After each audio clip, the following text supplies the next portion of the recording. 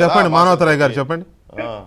ఇప్పుడు సంచలనాల కోసం రాజకీయ పార్టీలు ప్రతిపక్షాలు ఎట్టదానంటే నిర్మాణాత్మక ప్రతిపక్షంగా వ్యవహరించండి, ప్రభుత్వ తప్పులు ఎండగట్టండి, తప్పులేదు. అధికార పక్షం కూడా వ్యవహరించాలి.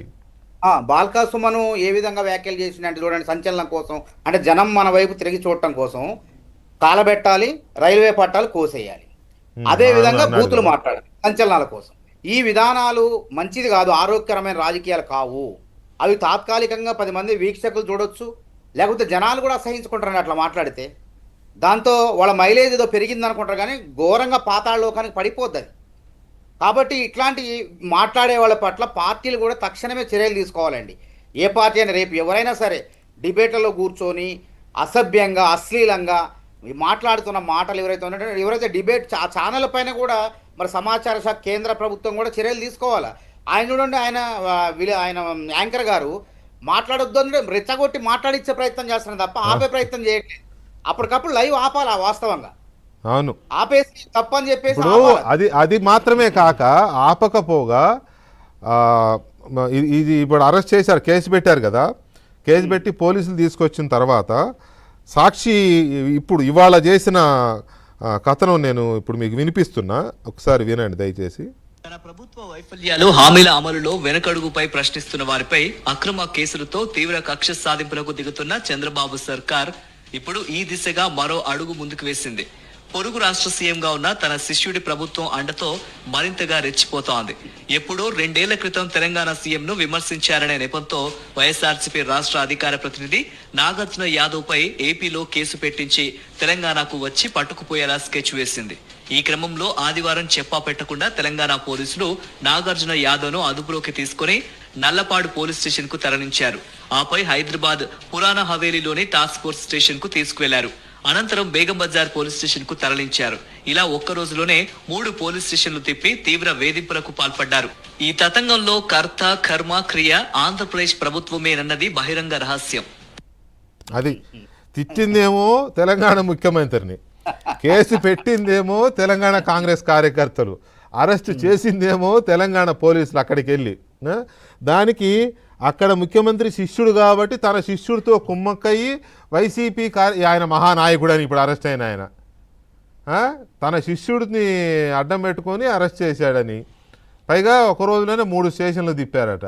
ఆయన ఒక రాత్రిలోనే 30 స్టేషన్లు తిప్పాడు కొంతమంది నాయకులు, జగన్మోహన్ రెడ్డి. అది వేరే విషయం. దీన్ని ఎట్లా లింక్ చేశారో చూడండి మానవతరాయ్ గారు. ఇది కావాలని వీళ్ళు ప్రచారం చేసిందే, వాళ్ళిద్దరే ఇరు వర్గాలే ప్రచారం చేసి. ఇది ఏంటంటే ఒక రకమైనటువంటి రాజకీయ క్రీడ ఆడుతున్నారు వీళ్ళు, అటు ఇటు. అంటే విద్వేషాలు ఏదో రకంగా రెచ్చగొట్టాలి. అంటే తప్పులు మాట్లాడిన దాన్ని వీడు తప్పు మాట్లాడిన దాన్ని ప్రచారం చేయట్లే. తప్పు మాట్లాడితే ఎవరు గతైనా ఇంతే, రేపు ఎవరైనా సరే ఇట్లా మాట్లాడితే ఇట్లా ఈ విధంగా చట్టం ప్రకారం. ఇప్పటికీ మా ఛానల్లో జరిగింది తప్పే, మా కార్యకర్త మా అధికార ప్రతినిధి మాట్లాడింది తప్పే అని పార్టీ అధికారికంగా ప్రకటించాల్సింది పోయి దాన్ని తగుదనమ్మాన్ని దాన్ని ఇంకా భుజాన వేసుకునే ఇది కల్చర్ నాయకుడుగా కీర్తిస్తున్నారు వాళ్ళు. అంతే మరి. ఒక తెలంగాణ ముఖ్యమంత్రిని కించపరిచినటువంటి వ్యక్తిని ఆయన కీర్తిస్తున్నారు. ఎంత ఏం జర్నలిజం అర్థం కాని పరిస్థితి. జర్నలిజం కాదు ఇది, సాడిజం అంటారు దీన్ని వాస్తవం చెప్పాలంటే. వాళ్ళదేమో అధికార ప్రతినిధులు కాదు, వాళ్ళు సైకోలు. నిజంగా అధికార ప్రతినిధులు అంటే భాషా పటుత్వంతో లేకుంటే చమత్కారంతో అవతల వ్యక్తులను మాట్లాడకుండా చేయగలుగుతారు. అట్లా అంటే రానప్పుడు విషయ పరిజ్ఞానం లేనప్పుడు ఏం చేస్తారు, ఈ విధంగానే కావాలని చెప్పేసి మాట్లాడుతుంటారు. కాబట్టి నేను ఏమంటానంటే జగన్మోహన్ రెడ్డి గారు, అది ఇక్కడ బీఆర్ఎస్ పార్టీ మొన్న కూడా సుమన్ మాట్లాడడం మేము అదే అన్నాం, చర్యలు తీసుకొని ఆయన పైన అన్నాం. పోలీసులు కేసు పెడతారు, అది వేరు, చట్ట ప్రకారం శిక్షించేది వేరు. పార్టీల పరంగా నైతిక విలువలపైన అనైతికంగా ప్రవర్తించే నాయకులపైన, సమాజంలో విద్వేషాలు రెచ్చగొట్టే విధంగా మాట్లాడిన వ్యక్తులపైన పార్టీల పరంగా ఏ విధంగా చర్యలు తీసుకుంటున్నారో జనం చూడట్లేదా? చర్యలు తీసుకుంటున్నట్లయితే వెంటనే తీసుకున్నట్లయితే జమ్మడే జనం హర్షించే వాళ్ళే. అవి లేవు, కాకుండా మళ్ళీ ఆయన కీర్తిస్తున్నారు, ఆయన చేసింది నిజమే. ఇంకో విషయం ఏంటంటే ఆయన బీసీ కాబట్టి ఈ రకమైన ప్రచారం చేస్తున్నారు.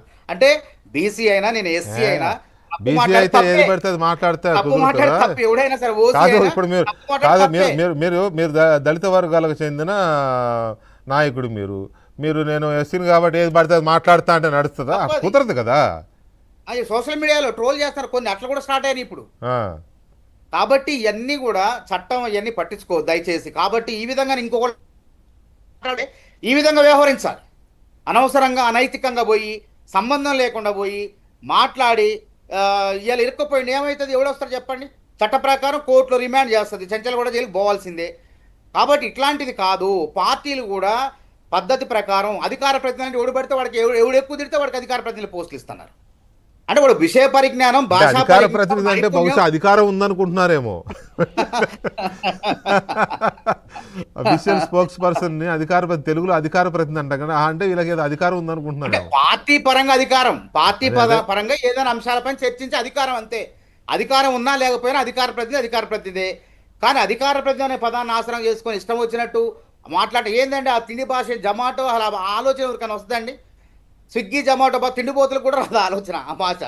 వాళ్ళనే ఎందుకు అవమానించాలంటే ఇప్పుడు ఓకే, అవును, వాళ్ళని కూడా అసలు వాళ్ళని అడ్డం పెట్టుకుని వాళ్ళు రేవంత్ రెడ్డి గారిని ఆత్మగౌరవంతో తిట్టడమే ఒక బతుకుతున్నారు. తప్పు అంటే స్విగ్గీ, జొమాటోలు కాదు. వాళ్ళు ఆత్మగౌరవంతో బతుకుతున్నారండి. యా, వాళ్ళ యా. తప్పేంటది? వాళ్ళు ఎక్కడ దొంగతనం డిగ్రీలు చేయట్లేదు, పీజీలు ఎక్కడ చేసే వాళ్ళు కూడా కొల్లగొట్టట్లేదు. పాపం బతుకు తెరువు కోసం అవి చేసుకుంటూ చదువుకుంటున్నారు. అంటే లక్షలాది అలాగని మంది రేవంత్ రెడ్డి వాళ్ళు. గారిని తిట్టడం ఒక తప్పు అయితే, వాళ్ళని వాడు వీడు అని స్విగ్గీ వాడు జొమాటో వాడు అని వాళ్ళని అనడం, అసలు వాళ్ళు ఈ పాటికి రోడ్డు ఎక్కాల్సింది, మరి ఎందుకు ఎక్కలేదు నాకు తెలియదు. కానీ అంటే వాళ్ళు నేను లక్షల మంది వాళ్ళు రెచ్చగొట్టట్లేదు వస్తే తట్టుకోలేరు వీళ్ళు. నేను రెచ్చగొట్టట్లేదు, చెప్తున్నా ఎగ్జాంపుల్ చెప్తున్నా. రైట్, కిరణ్ రాయల్ గారు.